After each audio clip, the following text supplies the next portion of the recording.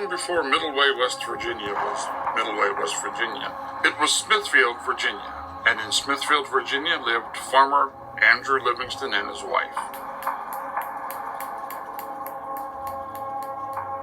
It was a dark and stormy night. Farmer Livingston and his wife were safe and warm in the farmhouse for the evening. A knock at the door echoed through the house. Livingston opened the door and found a stranger, bundled up tightly against the rain and cold. "Please, sir, it is quite cold and rainy out. May I have shelter for the night?" Livingston invited the stranger in. Mrs. Livingston fed him and loaned him dry clothes to change into before he went to bed in the room she took him to. In the middle of the night, the stranger cried out, "Oh, I need a priest. I fear I'm dying and won't live to see the morning." Mr. Livingston was a devout Lutheran and had no time for Catholics.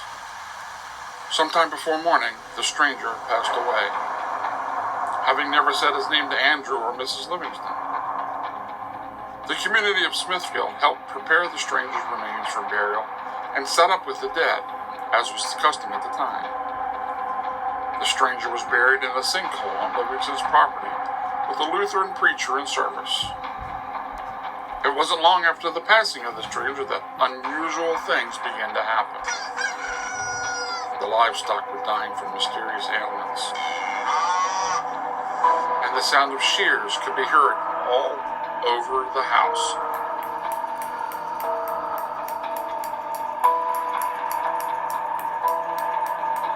Candles wouldn't stay lit. Prices of heirlooms and valuables falling and breaking, and the ever-present clip. The Livingston's had a party one time, inviting all the neighbors from Smithfield.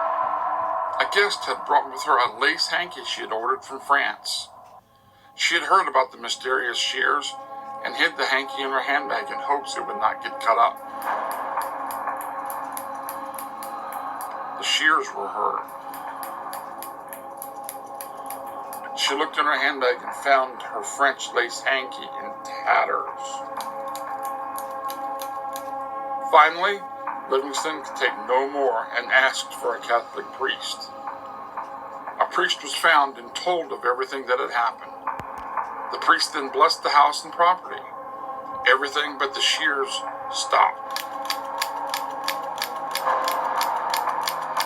Finally, the priest returned and said a requiem mass for the stranger over the sinkhole. After this, everything stopped.